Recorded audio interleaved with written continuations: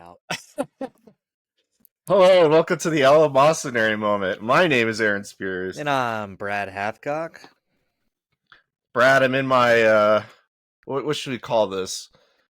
What I look like a character from a movie in the 90s who went out of his I mind. mean, that's not I'm shocking. You definitely do look like that. I'm channeling like a John Goodman from Flight, possibly. I would say more John Goodman from The Big Lebowski. Cool. Which that's definitely, I guess, more of a compliment. I'm going to say you should start dyeing your beard. What would I dye it? Oh, I see what you mean. Dye the You have gray like out. one black patch right here. Everything else is gray except for your mustache. But I also have to say, you have one of those like big upper lip mustaches. Like, Oh. you know what I mean? Like if you measured my upper lip mustache compared to your upper lip mustache, you have more of like a Tom Selleck looking thing going. You're right. Where mine's like thinner. Yeah, you know what? You know how Biz has like the handlebar? He does it really well. Yeah. Maybe I should go Some people handlebar. have like a big upper lip mustache, and I don't know how that happens. Is it like the taint? Like the further your nose is away from your mouth, like is your mouth taint bigger than my mouth taint? Well, what I do is I pick my nose a lot, like I pick the hairs out, and then that pulls everything else down. So what you're saying is you're going to eventually have a long face? I'm gonna have a long face, and I'm gonna have a long lip. This went off the rails really quick. Oh, of course. Okay, so here's a couple things going on right now. Hockey's back. Hurricanes are bad, but like they didn't seem to be as bad as we expected.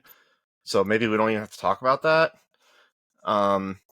Israel hasn't done Iran yet. That depends. Yeah. Well, Helene is bad. Yes. So Hurricane Helene was pretty fucking devastating towards like the Asheville area. Now I've been to Asheville multiple times. There's some great breweries there. Sierra Not Nevada's anymore. there. Oscar Blues is there. No, those are still there. They're actually I think pretty high up in like on the mountain area, so I don't think that that's that big of a deal for them. And they're in like these really like giant properties. Like Sierra Nevada has a whole like stone patio back, and I mean it's huge with multiple fire pits. They pull up like a couple food trucks back there, stuff like that. I mean it's Yeah, you sent us gorgeous. pictures of it actually. Mm-hmm. You were It's absolutely there. gorgeous. I haven't been to Oscar Blues or anything like that, but there are some smaller craft breweries also in Asheville. Those are the ones that are probably more in danger than anything else because the area specific to where they are flooded, and I've walked through that area, and that is more down in like the valley area. And dude, it's called Biltmore Village, and that shit flooded, and the Biltmore flooded. I don't know if you've ever heard of the Biltmore Estates. No. So it's this like giant mansion. This family, the Biltmores. I don't honestly know what they did, but like this mansion has tours every day. Like it's on some like these really beautiful lands and stuff, and they do like a Christmas thing where you can see all the Christmas lights. Like they do the whole thing up, and to tour that around Christmas, it's like $150 a ticket. Like it is not a cheap endeavor for you to go and like tour it. And you can stay there, I believe, at the Biltmore Estate. I don't know how much it costs. It's probably obscene, but they canceled all of their reservations for I think like a month, maybe 2 months, because they weren't sure, and then like they got pretty devastated as well. So here we go. I'm going to give you a little history lesson on the Biltmore Estate. This is stuff I didn't know.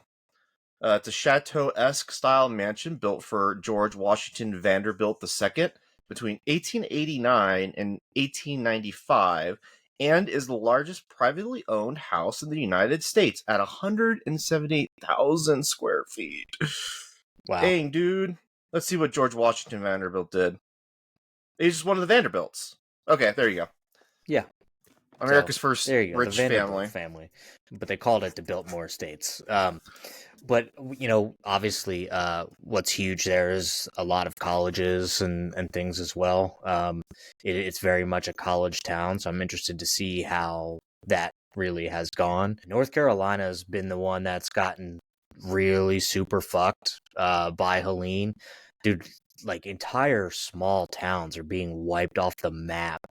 Like I was listening to the Sean Ryan show today, and he talked to these guys who are flying their own like personal helicopters in and out to try and like rescue people and stuff. And dude, like they said that like there was a video that this guy took of him saving like an 11-day-old baby or some shit Oh like that. man.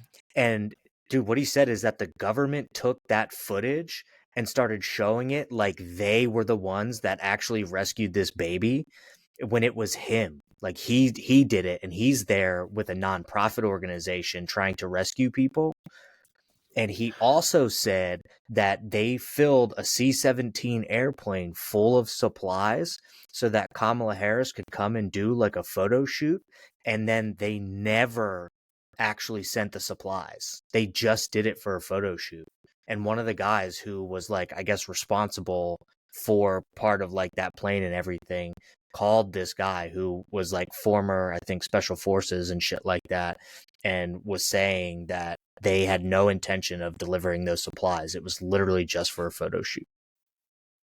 Oof, that's such a perfect representation for our times, right? Like, this is why I think people are kind of like people are so skeptical of politicians that they see like a Ron DeSantis out there kind of like doing the job of like what a Florida governor does. Like your number one priority usually is hurricanes, and all the governors that like Jeb Bush and guys like that, they always have done a really good job.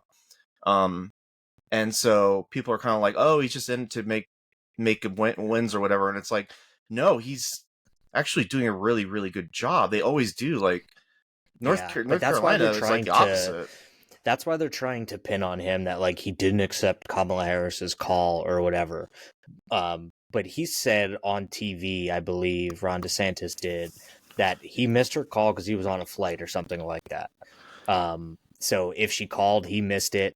And then he said, but I've been in touch with President Biden, and we're getting everything that we've needed. And that he's like, you're trying to politicize this. He's like, it's not political. He said, I've been in contact with President Biden and we're getting what we need. That, I mean, how else do you want him to put it? He said the thing, and he's like, this isn't about politics. This is about people. Like he's doing the fucking thing. He's doing his job. I And think he believes that. Yeah. I absolutely, but you know who doesn't believe it? Well, Democrats. Even though Joe Biden actually over the last like couple of couple of days has really been kind of like throwing some shade at Kamala Harris, because probably not intentionally because he's not all there together mentally, but he's just like accidentally doing it. Like she was supposed to be doing some like press conference or something about the hurricanes, and President Biden came on TV right at the same time to like interrupt her press conference basically, and talk about like the hurricane stuff. And well, he doesn't I, apparently know what a fucking hurricane is, but I'm glad you brought this up. Actually, Bradley, I want to float a conspiracy theory to you here. Uh, it's been really interesting. Every time she goes and makes a public appearance, he does his own thing. I think he's applesauce brained, right? Like I get that, but I think that his people are genuinely bitter about being pushed out. And every time she like went on the View, he had a press conference on the hurricane, and he praised Ron DeSantis in that exchange. And every time he comes out now, he not only ties her to his administration, but he drops her name and says like, "Oh yeah, she represents everything in my administration. oh yeah, We're like he this. came We're out linked." and said that like she was instrumental in passing some of this stuff, which is very true. uh Byron Donalds, I think he's Yes, yeah, so he's from he went Florida. on like the Breakfast Club with Charlemagne and like all this other stuff. And you know they were like, oh, the VP doesn't really have any power, and he's like, that's not true. And he was like, the Inflation Reduction Act. He was like, well, Congress passed that. He goes, no. He She said it was was in a the 50-50 Senate. tie, and she broke the tie Yeah, in she's the the Senate. president of the Senate. Yes. Yes. So she broke the tie, and he's like, I was on the budget committee for that bill, and we said this is going to cause massive inflation. And now, like, obviously we saw a massive inflation once that passed.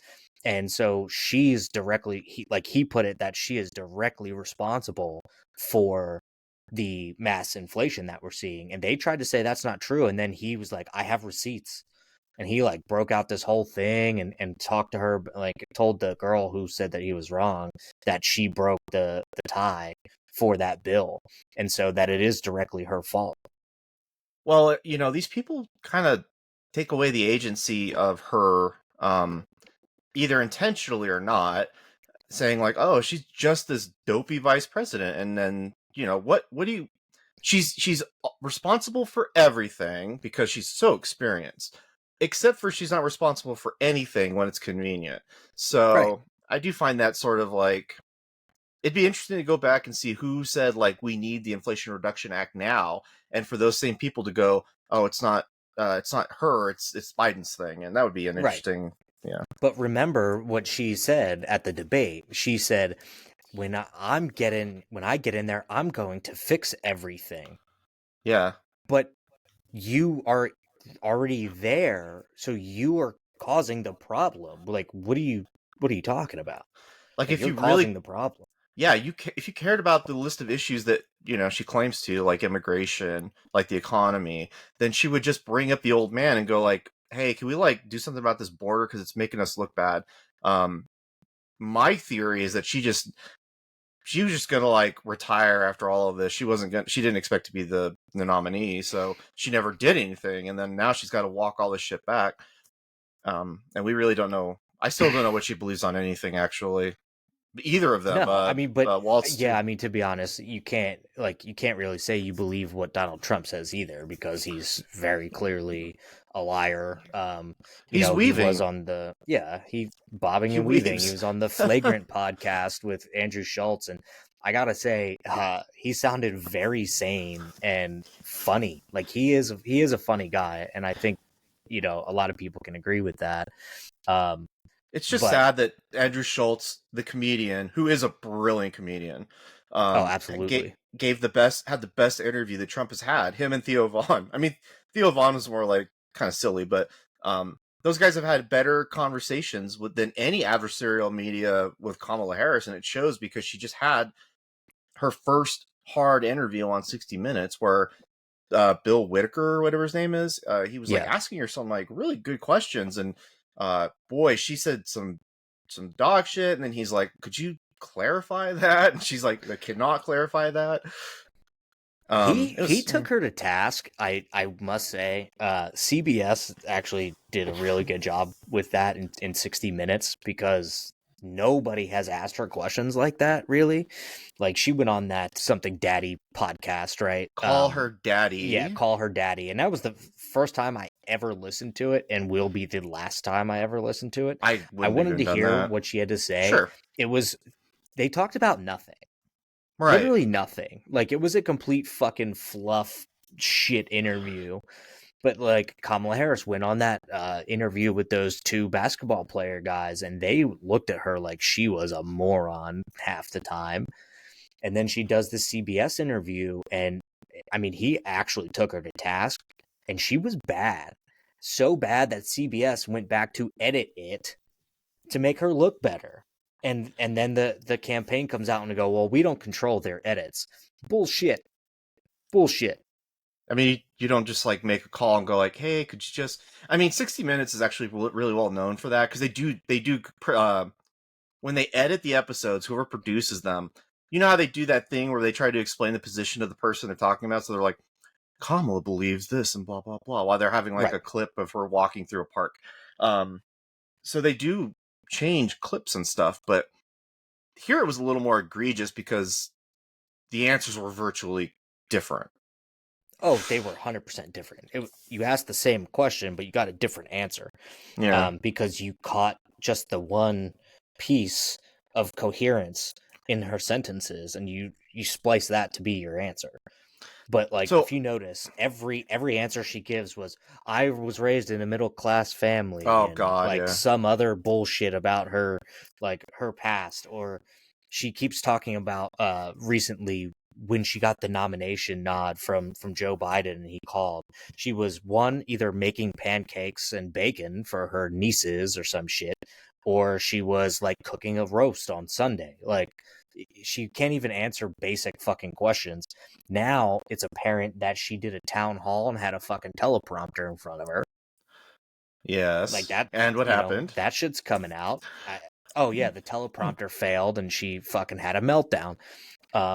We She said see like that, like, 32 more days. yeah, and 32 days. And she kept repeating it. yeah, dude, she's like a fucking robot. I'm telling you, it's like she's the bad version. Like, she's the first version of AI that ever came out, where it just spouts out dumb shit because it hasn't learned Yeah. anything yet. And Yeah, that it's she's, ChatGPT. yeah, she's like the first version of ChatGPT. And it's so weird because like the media is obviously still covering for her, and it's like this is a 50-50 race, because I literally saw this article. I think it was in Slate or some dumb shit, which Slate actually has been doing some like anti-democrat things, but mostly they're like a Democrat mouthpiece. Broken clock is right twice a day, yeah. Right. And so Slate is like, oh, well, it's only 50-50 because she's running such a good campaign. What the fuck are you talking about? I She's would argue the bussing other in way. people to her rallies. She's just awful. Awful. Like, She's dumb. She has no policy either. no, none. Well, she does. She has lots of policy. She's on the record for a lot of stuff. It's just that she Yeah, in walked the it all back. past, not now. Yeah. She's not on the record this year. I mean, even Waltz was like at a fundraiser in California, and he just told the crowd, like, we need to get, like, the Electoral College sucks and we need to get rid of it. I'm like, that's like the first thing I've heard. Like, they do believe that. And it's interesting that that's the thing. It's so revealing, you know? They do. That's a topic that has been brought up by many Democrats that I know. They also want to pack the court. So, I mean, keep that in mind. Like, people, they obviously don't understand. And, we're also seeing articles now. It's like, should we torch the Constitution? Like, we don't, I saw this that. document, like, we don't need this. And it's like, first of all, fuck you. The whole reason you can even write that article is because of the Constitution in the first place. Good point. Like, it's so tone deaf. Like, why is it that you guys want to get rid of the Electoral College? Like, then literally California and New York are going to pick the president every time. They don't know how people in Oklahoma live, or Nebraska. That, like, they don't have that kind of information. They can't really help those people. And like, that's the point of the federal government, supposedly, is to help people. Although there's the CIA guy that says he pushes back against that. He goes, the government's not there to help you. And I actually agree with him.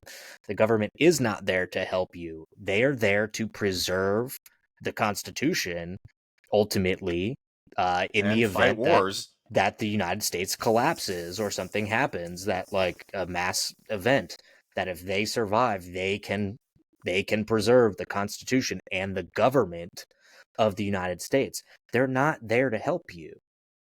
I And don't know I think why. that's a salient point. They're not. We've given the education in this country has given people bad ideas like that, and you see it come out when people are dealing with a hurricane and it's all local, and they help their neighbors and they open the fucking Waffle House, and that's how it works in America. And the federal government has basically bungled it. So yeah, it's a great point, actually.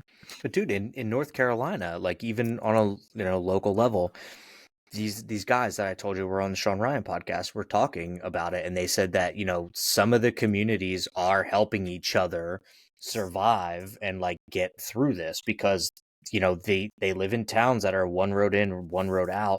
If they Sure. can't fix those roads, then these people could starve to death, right? So they have to get supplies dropped to them and like all this other stuff.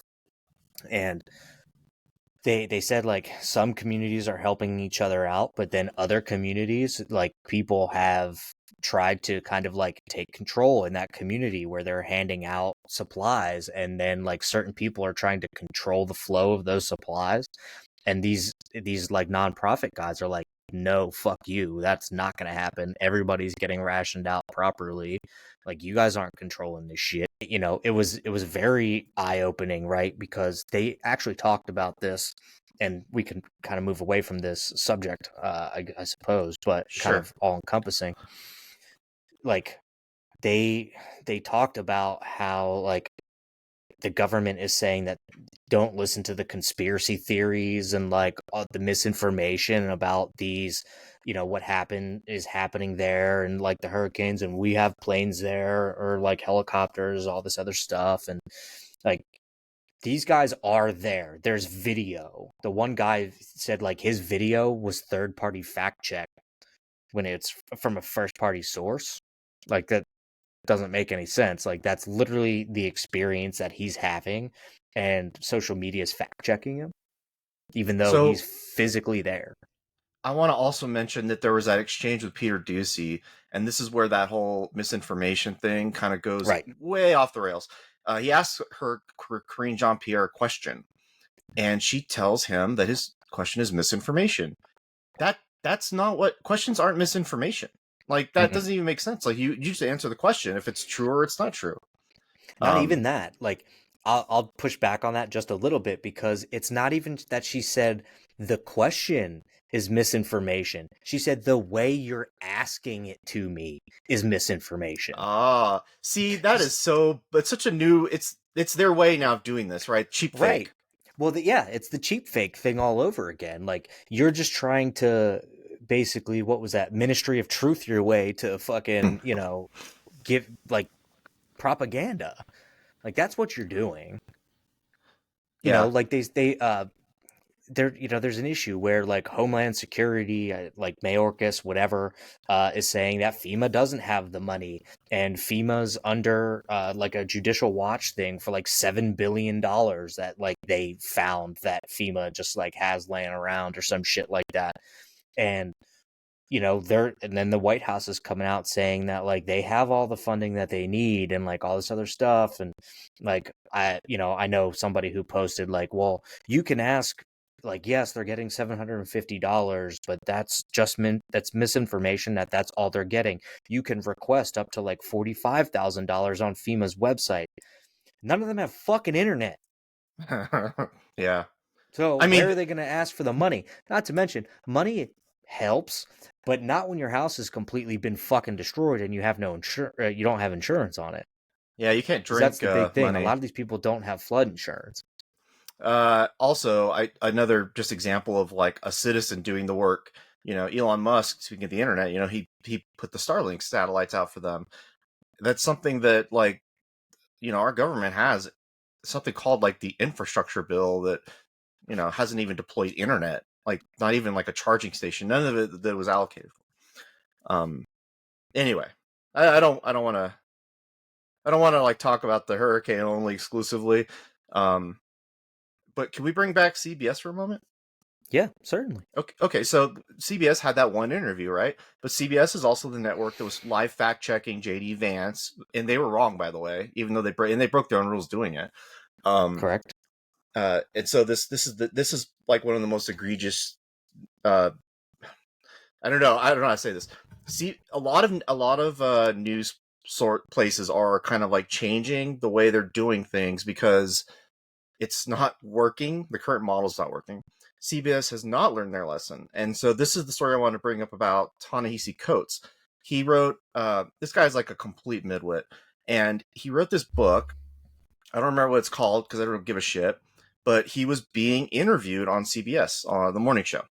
And I guess Gayle King gave him the answers to her questions, I guess, up front before the show.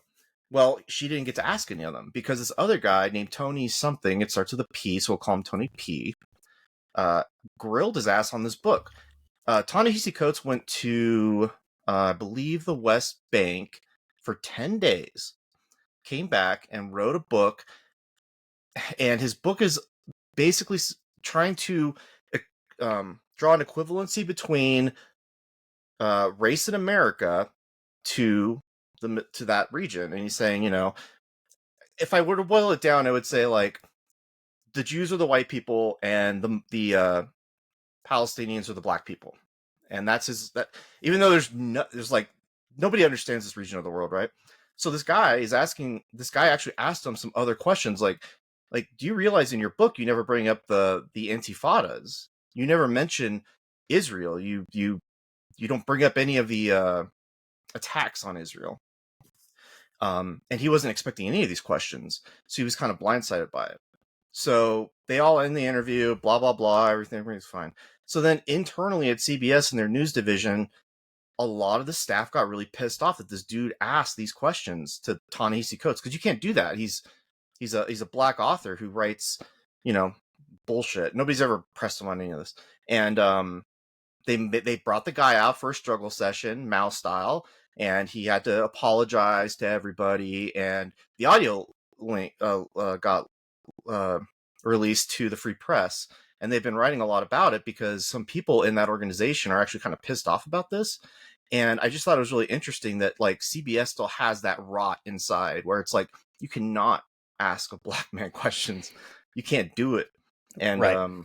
I thought that was just a really interesting, like, CBS is still rotten, but then, like, some other places are not, and I don't know where you want to go with that. I just thought I'd explain the story and get your thoughts. It is rotten. I mean, if you look at it, CBS has been trying to, like, fact check Republicans and saying that, like, Democrats haven't taken money from FEMA to give to illegal immigrants.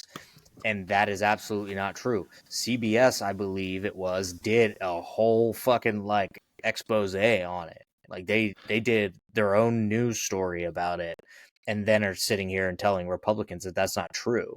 I sent to you guys in the group chat the other day, like, it was, I think, 6 or 8 headline articles talking about diverting money from FEMA to illegal immigrants. So it's weird because, like, it's almost like they don't read their own news. Like none of these staffers, like, read CBS.com, right? And so it's really it happens all the time everywhere. It happens at the Atlantic. It happens at the New York Times, where they just say, like, this thing didn't happen, and then you're like, guys, read your own right. website. It absolutely happened. Like, and like you said, if they ended up breaking their own rules and fact checking JD Vance, and even he said, like, well, no, if you're going to fact check me, I'm taking time back because you broke the rules. So, like, I'm going to break the rules. And, like, that's where, that debate started to kind of go, I guess, a little bit awry. But yeah, I think we're what, like, within, I don't know, not 25 days to the election. I don't know. That's a guess. Yeah. And I, for one, will be thankful that it's over. We've been shit talking Democrats here, but I would like to say, for Republicans, one of the things that they are pushing here in Pennsylvania is, like, all the COVID wasteful spending that happened, like, with all the PPE loans or whatever, or all that kind of shit. They're sitting here like saying that was on Democrats. No, that fucking happened under Republicans too. All of that kind of shit, all the fraud and waste that happened with all the COVID spending, people in government were taking that money too to, like, support their businesses and essentially paying themselves. So yeah, I don't want to just say, like, sit here. We've been shitting on Democrats for 26 minutes, which is great. I love doing it, but that's a whole government issue. Like, stop sitting here fucking campaigning for that. Also, stop sending me fucking leaflets. I don't fucking care. If I was going to vote for you, I'd fucking vote for you. I don't need your stupid leaflets. Every goddamn time I see a commercial is some fucking, like, pro Kamala commercial. I've seen way more pro Kamala commercials. I have too. But dude, they're getting racy. Like they're getting real racy. Like this one, the one is like of this girl. She's and just like straight up talks about like getting like raped and like needing an abortion and like all this other stuff. And I'm like, fuck, like they are Like, just dang, dude. beating people over the head with this shit. It's Sunday morning. Why do I have to see this? Hey, I gotta say, I'm tired of elections. Like, we talk about it a lot here, and I'm fucking tired of it because they campaign on the same 3 to 5 things. Like, they campaign on abortion constantly. Even before Roe was taken away, they campaigned on abortion, and like, they never passed a law. Democrats haven't put forward a bill to try and get some kind of like, abortion thing or to like restore Roe, whatever. They haven't put forward a bill to attempt to do that. They're fucking off. So I'm just, I'm tired of seeing all this shit, more so than like in the past. Because I don't know. I used to always be able to try to like defend my voting for third parties, and I can't even do that this year because I vehemently disagree with the Libertarian Party and their candidate on a few things. I would never vote for that kooky bitch in the Green Party. Like, this is up and down, worse actually than Trump and Clinton, I Yeah. guess.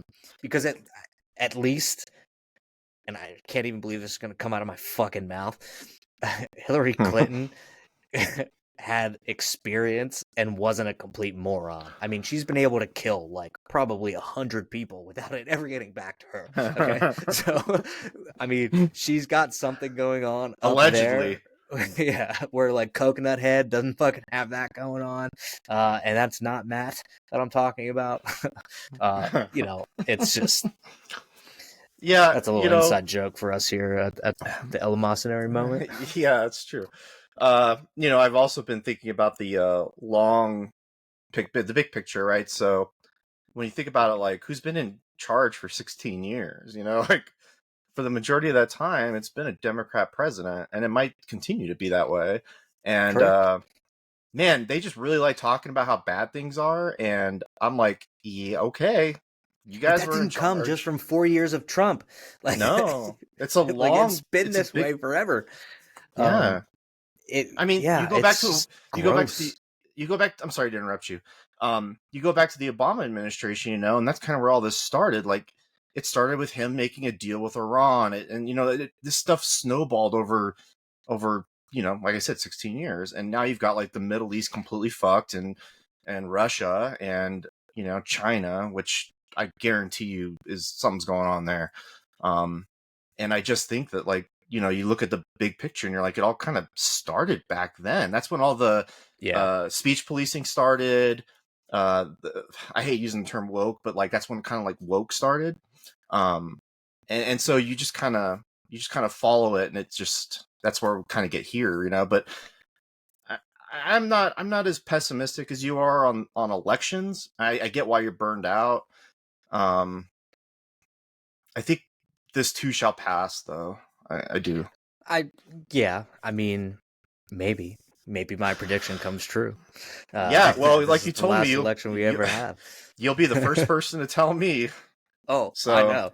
I did text Aaron and said, if this is it, when the U.S. is collapsing or a nuke's going off or whatever, I'm not going to spend time talking to my loved ones or hugging my wife. I'm going to be texting him and telling him, this is exactly what I fucking told you. I was right. You were wrong. And go fuck yourself. That's pretty much it. Like, because uh, I'd rather be dead and right yeah, you petty and let motherfucker. you know it. I am that petty. But, um, it's just, if you even just look from a foreign perspective, like if we're talking foreign policy perspective, let's forget obviously all the domestic shit that's going on. You kind of have to give the edge to Trump in the terms that he is correct when he says no new wars were started under me. That is true, sans obviously bombing a airstrip in Syria. But I mean, the world was kind of in a better place with Donald Trump here. We weren't fighting wars on 3 fronts. So I mean, I guess you're it's hard because you're not allowed to give him any wins. Otherwise, you're viewed as like a supporter, but I'm not. Like, I just think that, he had some foreign policy wins and it wasn't great. Like, I don't love that he was like calling out Little Rocket Man at 2 a.m., but yeah, can't take that away. It's just true.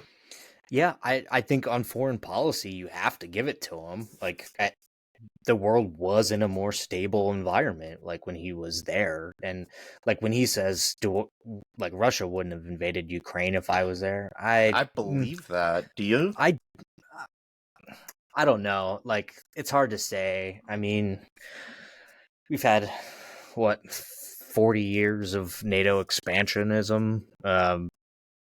That, I I obviously believe in Ukraine's sovereignty, all that stuff, but to say that it was completely unprovoked by Putin, I don't think so.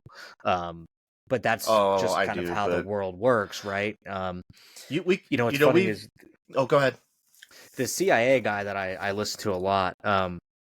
He actually said that like why China is one of like our actual biggest like enemy is that if you looked at uh like England, if you looked at Germany, if you looked at like, all these countries that were rebuilt by the United States after World War II, that's what like really put the US like as this like superpower, is because we've been able to inform their governments to try and like make them obviously pro like US, pro Western, all this other stuff. And that comes down to something we've talked about, is using the dollar as a foreign currency. And so what China is doing is building up that BRICS, they're China, Russia, like all this other stuff. China is really heavy into like Africa and like building up Africa and like all this other stuff to build like relationships there. And so they are essentially trying to become that next ultra like superpower like the US is, because as the US goes, so does most of the world. And China wants to be that. So they are helping out in all these countries that we aren't helping out as much in, and stuff like that, which I found really interesting, because that is true. And we have talked here about, them basically using the Chinese yuan, I think it is, as, foreign currency for oil, like all this other stuff, which this CIA guy did say, if the US loses that dollar power in the world currency, then we're fucked. So Well, we're seeing that. I haven't heard the guy. I don't want to dismiss anything you've said here. But I think that China does have one thing against it, and that's that it has all the bad ideas. So there's no they were welding people into apartment buildings not 4 years ago. Right. But they also have a declining population because they put those limits on childbirth and stuff like that, which I believe they've relaxed those rules a little bit. Now you're allowed like 2 children or whatever. That's just crazy. Just say that out loud is pretty wild. Right. But the US also has declining birth rates. And that's something that Elon Musk has brought up quite frequently. It's something that Donald Trump has brought up quite frequently. How do you preserve like what we have and humanity if we don't have the population to sustain it? So I guess that's, but Democrats are trying that.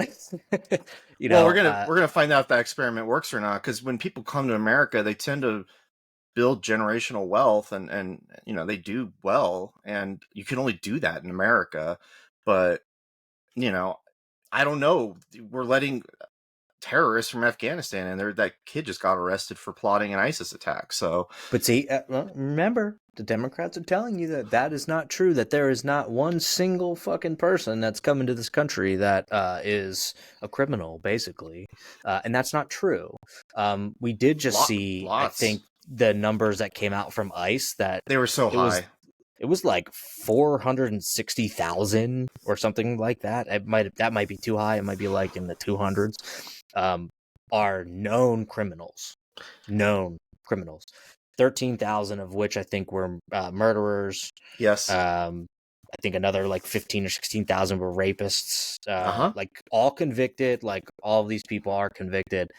And so Trump sitting here saying that the crime rates in other countries are falling because they're shipping all their criminals up here. I haven't seen evidence to support that. Just from a gut instinct, though, that's probably somewhat true. But we don't even know what crimes are being committed in America now because, they always say the crime rate's going down. Well, it's because municipalities aren't reporting crimes to the FBI, so they can't. Right. It's kind of like, yeah, of course they're going down. Anyway, I don't know where you want to go from there. 25 days. Thank God it'll be over in 25 days. No, it probably won't be. Like, I'm almost tempted to just like go to vote and just start like clicking shit.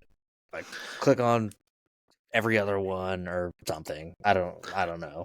I've very famously said, and I've been committed to this for over a year now, that I will be writing Mike Rowe in as president.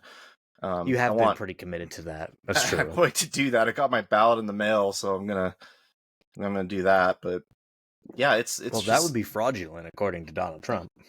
Yeah. I'm according to Donald Trump, I would be committing a fraud, because I don't want to leave my house. Yeah, don't use mail-in ballots. Tell all of your voters not to use mail-in ballots. It's a brilliant ICE strategy. I love that for him. It's good stuff. Ooh, I have a question for you. We can divert from here.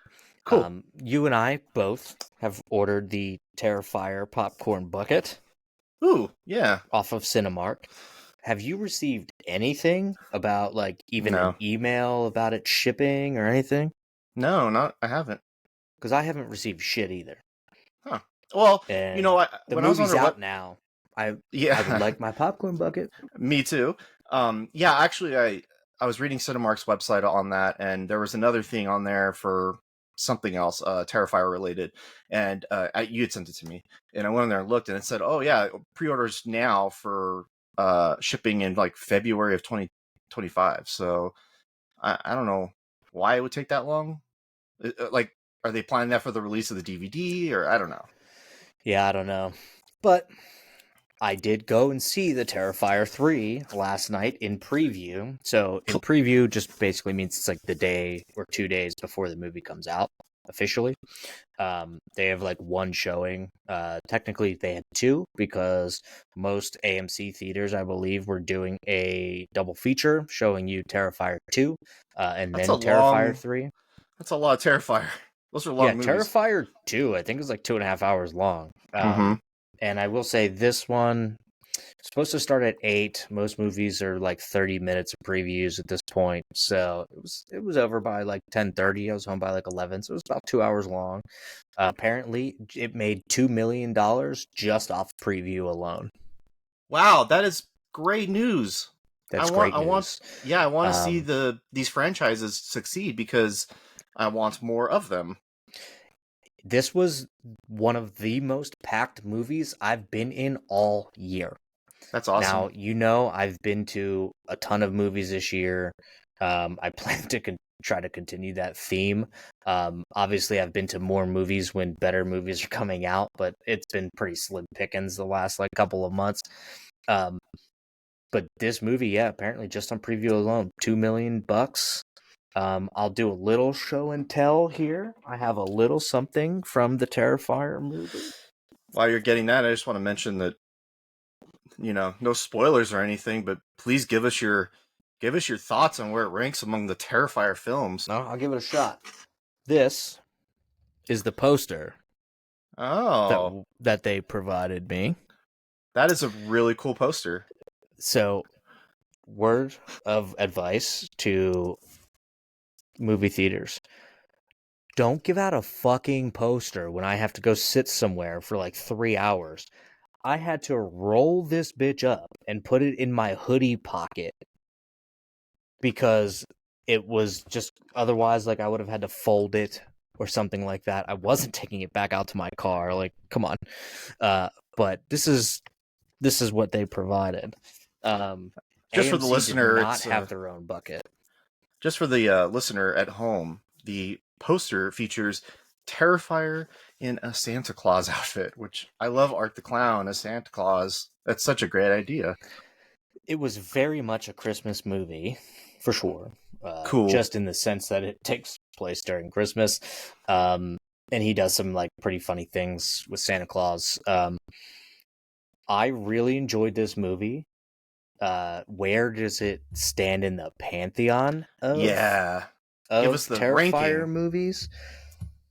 I actually saw an article about this the other day that ranked them, and it ranked the Terrifier 3 as the second overall, and then Terrifier 2 as like the best of the best. I would have to say that's probably accurate for sure. In this one, the gore and everything was just awesome. And I can leave it at that. Like the gore, and then you actually started to see some recognizable like tertiary character actors.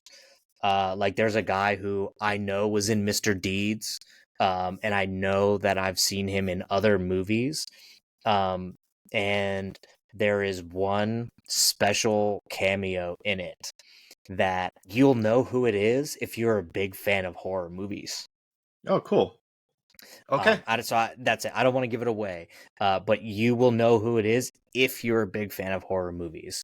And I know, like, my wife has been talking about this movie at work with some of her coworkers for whatever reason, because one girl that she works with like saw the first one and was like kind of talking about it, and I've told my wife pretty much all the pretty gruesome kills and stuff in this movie, and it was quite enjoyable. You got to get out there and see it. I want you to go see this in theaters. The only thing I'll say is I don't know if it was the theater I went to. One of the lights was like stuck on, so the whole theater was dark except for like this one light, which ironically was like right on my row, so that kind of sucked. And then the audio didn't seem that great, but I don't know if that was the theater itself because I went to like a lower quality theater, or if it was the movie. I hope it wasn't the movie. Likely I'd not. venture It to guess it sounds. wasn't, but Yeah. So coming up, movie wise, I pulled my little list up here. Because you can't. Some of these, I can't say they're notable because I won't know because the titles are just whatever, and they might be a great movie. Like there was one that just came out recently with Demi Moore that is supposed to be really good. But I that's couldn't tell you called what the name of the something. the Standard or something like that. Yeah, Yeah. I can't remember what it is. Something to do with food, it seems. Because No, like the oh poster for it is like a chicken wing, oh like a okay, buffalo wing. Yeah, cool. So we got The Apprentice coming up. We've got that that's out. I think. oh yeah, out, yeah. I think that's out. Yeah. We got the Venom movie, Gladiator God, that looks 2. awful. I know it really does. It's like Tom Hardy had a whole career of just amazing films, and then he just decided to get in that comic book shit. And But that's what happens, dude. Like, I know that's what everybody. happens when you fucking do a Marvel movie. Just like, I don't know, you ruin my opinion of you. Smile 2. So I guess we're gonna get Smile movies for the foreseeable future. There was a trailer for that. So like some of the trailers for Terrifier were like Heretic, which I'm actually really excited for. Hugh Grant in that is supposed to be like amazing. Oh, So cool. I'm excited to see that. And it's an A24 movie, which you and I are both huge fans of. For the most part, yeah. There was a movie actually that I hadn't heard of that's coming out. It's called Companion. And it has what's his name? Jack. Shit. Can't remember his name. He's in The Boys. I think he's in like a couple of rom-coms. He's like one of the main characters in The Boys. Shit. Jack Quaid, Dennis Quaid's kid. Oh. And it actually looks pretty good. And then you won't like this, but I'll like this. They showed a trailer for Screamboat. It's Steamboat Willie, like serial killer slasher film. Takes place on like a ferry, like New York Yeah, City or something. Yeah, it's called Screamboat, and that's gonna be awful. But I'm definitely gonna watch it. it can't be on your list this year. It comes out January 1st. Oh no shit. Yeah, I don't think Yeah, they had a date on it. And it probably it's not gonna make the list. I mean, I don't know, man. Your lists are. look, dude, I loved Winnie the Pooh, Blood and Honey too. Okay, I loved it. Is I it a know. top 15 movie? Maybe It's this your year list. because to be honest with you, it's been pretty slim fucking pickings this year so far. Well, let me Like point. Let me throw out. we've had 2 or 3 bangers, like banger movies, and then Yeah, everything else has been kind of mid. I think there's been 3 movies that I would say you and I will both say are great, and they're on our list. And so we don't talk about it now, of course. I do have a list of movies, and many of them you haven't seen or talked about. So I'm going to presume you haven't seen them. So there was some stuff, but also Nosferatu comes out on Christmas Day, I think. Yeah, that's a big one. I gotta watch the original. Like I don't really go which back on like original? black and white shit. Oh, Nosferatu. it's so good though. Like I mean, look, I know you get sick of hearing me talk about old black and white shit, but it was the original one. It did all kinds of crazy shit with like lighting effects and shadows and cinematography, and it's got a great soundtrack, and it's not that long. Probably watch it on YouTube. It's probably open domain. Anyway, I might check it out. We'll see. But yeah, the Nosferatu comes out. Craven the Hunter's on here. That one's got to be really bad. I'm gonna see it. Yeah, I know you I'm are. gonna see it. And I'm not doing but that. I know it's not gonna be good, which is a refuse. shame because I actually like Aaron Taylor Johnson, but He's probably the most underrated actor, I think, in Hollywood. I don't know if that's fair to say. for me, he's just kind of more like an action guy. Like he's like, hey, I'm like handsome and shredded. Put me in action movies. Yeah, but then he's in Nosferatu, so there you go. Yeah, so we'll see. See, I'm not like a big what's that? Paul Mezcal, is he the one that's in Gladiator 2? Yes. Or yeah, I guess Gladiator 2. I am not exactly thrilled about that movie. He's like hearing a lot of things about like undead warriors, something like that. If he starts like fighting zombies or something, I'm 100% out. Like I don't care. I'm interested. You know what though? I have a really bad track record this year of movies that I was excited for that are just awful. So the trend could continue, Bradley. I think it's going to. Honestly, I think the next movie that I'm actually excited to see is Heretic. I'm pretty sure that's like the next big thing. I'm gonna have to go see Wicked when that comes out with my wife. Oh, you poor bastard. It's her favorite fucking musical, so I'm gonna have to go see it. It's gonna be awful, I know it, but oh man, sometimes you just gotta do the thing. Yeah, I've seen the posters and stuff for that movie, and I'm like, dude, this thing looks like garbage. Like, I hope there's not a popcorn bucket because she's gonna make me get it. I pray to God there's not one. What are you gonna eat? What would that even be? I don't know. I wonder, does Wicked have munchkins in him in the musical? I don't fucking know. And I've seen the musical multiple times, and I don't fucking know, dude. I don't pay attention to it because I don't care. Like, I bet you that would be like controversial. The only musical I care to go to is Evil Dead the musical, and I have been, and it's delicious. It's great. I love it. Yeah, God, you know what I did a couple of years ago? I did it during COVID, actually. I went and watched all the Best Picture nominees from 1950 up to whenever. I think 2000. So like movies before I was like kind of came online, and I watched all the famous musicals. And I think I am done with musicals for the rest of my life. They're not for me. They're rarely good. They're dog shit. Yeah. I mean, look at the new Joker, just completely fucking flopped. And that's a musical. Like, why? Like, why would you turn Joker into a musical? And Joaquin Phoenix was good as the Joker, as Arthur Fleck, whatever. And your movie flopped, and then the director came out and it was like, well, this is some like allegory, like he's not actually the Joker, and like it's just who he, a perception of himself. And I'm like, dude, just shut the fuck up. You're just trying to justify people hating your movie. Your movie Yeah. sucks. I'm sorry. You shouldn't have making a fucking musical about the Joker. Like, come on, that's Yeah. not what people want to see. Well, I don't even know if people knew it was a musical. The trailers had like his stupid dancing, which it all looks terrible. Which apparently is at the very end of the movie. Great. Dances So, on the same steps that he danced on in the first fucking one. So oh do you really need to see wow, that again? no, Oh, wait, I'm sorry. There's a subtle difference. Lady Gaga's in it. Sorry. yeah.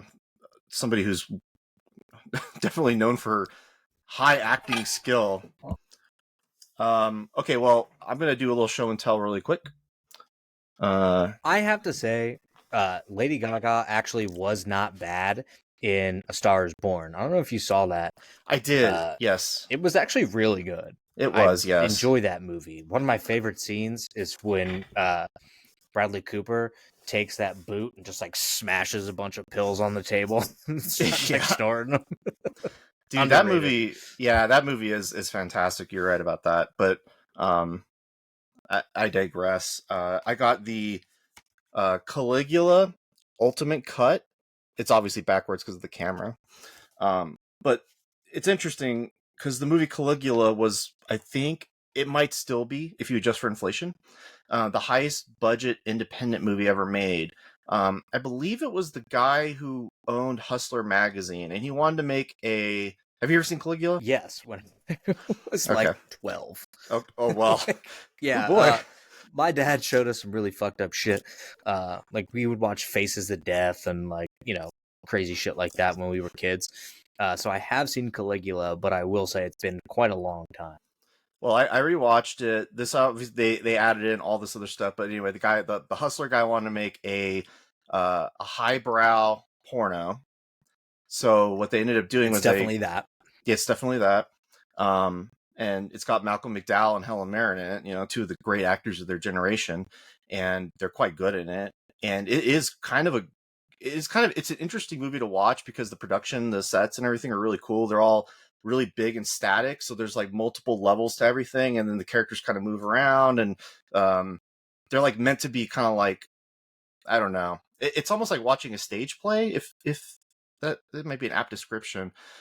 And then after they filmed this movie, the production studio, whatever, like added in a bunch of sex scenes and porn and shit, and kind of blew up the original piece. And then this is the release that kind of brings it all back in. They remastered or did whatever magic they do to make it all look pretty good. And I have to say, it's kind of like an interesting piece of filmmaking now, looking back with the story about it and everything. It's just kind of neat. I'm glad they did that. I like when they take a movie like that and then they just kind of like, because it came out in 1980 and it did make a lot of money. Me too. And it did make a lot of money. I think it was one of the top grossing films of that year. So, but also like it's just a really interesting. Is that an X-rated film or an NC-17? It must have been at the time it came out. I don't think this is rated. I don't know if you know this, but I need glasses, Brad. I can't read. I don't see a rating on here. I thought that was just a disability. It is. Actually, this was done by the Alamo Drafthouse, I think, too. So, like, it's sort of independent restoration project. But that's my show and tell. You have all those DVDs behind you. I have a few, but I've had them for quite a while. These are video games. Well, you have discs, a disc collection. You also do have a very extensive movie collection. Don't sell yourself short there. You do have a very extensive movie collection. I have some crazy shit, Brad. I actually ordered a fucking DVD for the first time, a Blu-ray, Good for you. Quite a while. What was it? I mean, years, dude, years. Like, I don't buy shit like that, okay? The Alien Romulus Blu-ray DVD. Because Disney is doing something that they've only ever done to, like, one other movie. and it's like the sound and everything is supposed to be like the best thing that they can do, and they've only ever done it for like one or two other movies, and they're putting that on the Blu-ray. It's like Now, it's a special thing that they do. I can't tell you what it is. I don't know, but it's what like a special thing they do. you'll show and tell it. I mean, I'm gonna come at you a little bit with some heat. Don't take this personally, but how are you planning on taking advantage of the sound on that Blu-ray? Fair question. I do have a sound bar that I need to put up. I know you hate sound bars, you don't like the sound of your TV, like, Nope. but I'm not gonna be out here buying like a fucking receiver and like all this other stuff. I would love to put some speakers up. There's actually this couch that's right behind me here, and there used to be a sound system in my house, with speakers on either side of the couch. And then I think some stuff in front of my TV that's over here. And you can actually see in the drop ceiling above me, not right above me, but over there, where instead of, like moving the drop ceiling and like doing, the guy just ripped the fucking cord down. So there's a giant gash in the drop ceiling because he was taking the sound system with him. And when he left, when we bought our house, he actually left us some furniture. It's actually really nice. It was covered and stuff, and he was like, "If you see stuff in the house that you want, let me know," because he was moving to a new place. And I was like, "Oh, how about the sound system?" It was like a Bose like sound system, like it was not bad. And he was like, "Oh, I'm taking that." I'm like, "You son of a bitch!" One thing.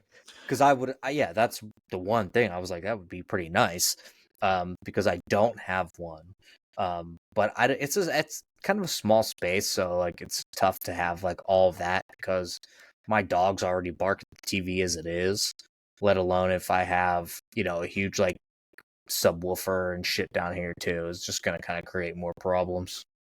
Well, dang man, that sucks. That's the only because I was gonna say I could sell you on a 5.1 system. You could do it for like $1,000 probably.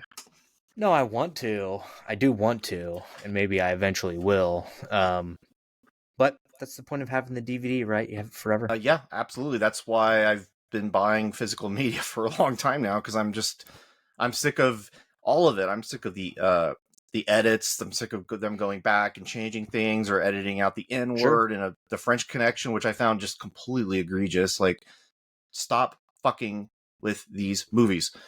Drives me crazy. Or I have to say, like I was watching something on Peacock the other day. It was a movie. I forget what the movie was, but they would curse, and the subtitles would cut out the cursing.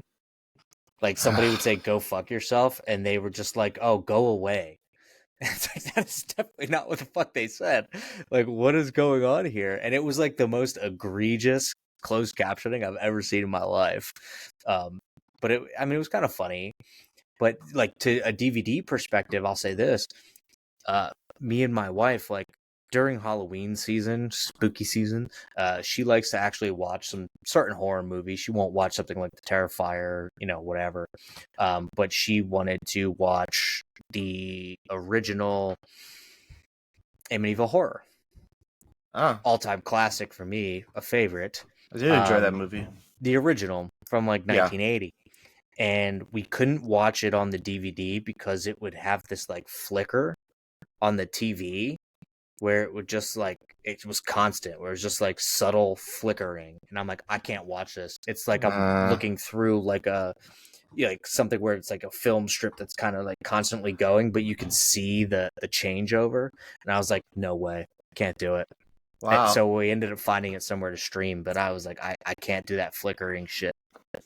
Yeah, it's when you get really into it, your eye will catch everything that's wrong. Like my favorite example is the 4K ultra whatever high def version of Close Encounters of the Third Kind. In the house scene, you can actually make out the curvature of the glass of the lens. That's how clear it is, and it's actually really distracting. Yeah. So like sometimes it's like better that those old movies just I kind of have an appreciation for like the way they looked prior to modern restorations. But anyway, I was gonna say you watched The Shining as well, which is one of my top 10 of mine all time. I love that movie. It's so good. Yeah. We also watched It. With the Tim Curry version? Yeah, the original. And my wife had never seen either The Shining or It, and she actually liked The Shining, did not like It. She thought it was stupid. It's pretty stupid. Yeah. It's kind of dumb. It's kind of but dumb. as a kid, it scared the shit out of me, right? Like, Right. that's the thing. Well, and as we were kind of like watching it, and she was like, this is kind of like, it's not as interesting as The Shining was. I was like, oh, you're not going to like the ending then. Oh, yeah, because it turns into a giant spider. Spoiler alert: this movie came out in like fucking 82, but like spoiler, he turns into a giant spider. Get over it. It's not great. That book, by the way, I've never read it, but I've heard enough about it to know that, like, Stephen King, just interesting guy, but definitely he was one of my favorite authors, dude. Like, honestly, I read a lot of his books. He was one of my favorite authors. I used to read a lot when I was younger. I used to like writing and stuff too. And he was great. And I liked some of the movies that like came out. It at the time when I was a kid was awesome. Like, it was really good. But now, one of my favorite even movies, Thinner. A lot of people have probably never even seen it. He had all these made for TV movies, but a movie called Thinner, which was really good. So yeah, I mean, Misery is pretty big, pretty well known. He has some bangers. Yeah, I like Misery. Thinner I've seen, but I couldn't remember anything about it. Most of his adaptations actually turn out poorly, which is why The Shining works, is because Stanley Kubrick didn't adapt it, really. He got made his own Kubrick thing. and Jack Nicholson. I mean, yeah, the rest of his movies, you don't really have that kind of power. Yeah, you go. I hate to just talk about The Shining, but like, you could pause any scene in that movie and just pick out things that are just hidden intentionally. Even recently, I just learned that you know how like elevators have that little dial that shows what floor it's going up to, and it's always curved. You know what I mean? Mm-hmm. In the beginning of that movie, the teddy bear's eyes are the elevator curvature thing, and then I guess that and it comes up a couple of times throughout the movie, and it's stuff like that where it's like it's super intentional. He intended for it to be there, and here we are, like 50 years later, and people are like, or whenever, however many years, God, yeah, it's probably about 50. Yeah, probably close, yeah. And just finding stuff like that still, and that's why I love that documentary Room 271. I think it's just like it's just all the conspiracy theories surrounding what he hid in the movie, and the most compelling one for our audience and you would be the moon landing thing, because there's like a bunch of references to the faking the moon landing in The Shining if you interpret it that way. Yeah, I'd have to check that out. Yeah, it's there's a lot of stuff in that movie. The documentary explains it all, so please watch it. I mean, even if it's all bullshit, it's still interesting that somebody was clever enough to come up with the ideas that they see in it. So anyway, nice. I'll have to check that out. Yeah. All right. Well, do you want to wrap it up here? Yeah, why not? Cool. That was good. All right, everybody, check us out on we put some clips out on TikTok and stuff. Obviously, check us out on Rumble and YouTube where possible. Yeah, we do put it up on YouTube, and I do go back and kind of rewatch it just to see what the conversation was like, because in real time you don't really catch a lot of stuff. So yeah, check out our ugly mugs. Cool. All right, Bradley. Well, you have a good weekend, sir. I will. You too. See you, buddy. All right. Bye.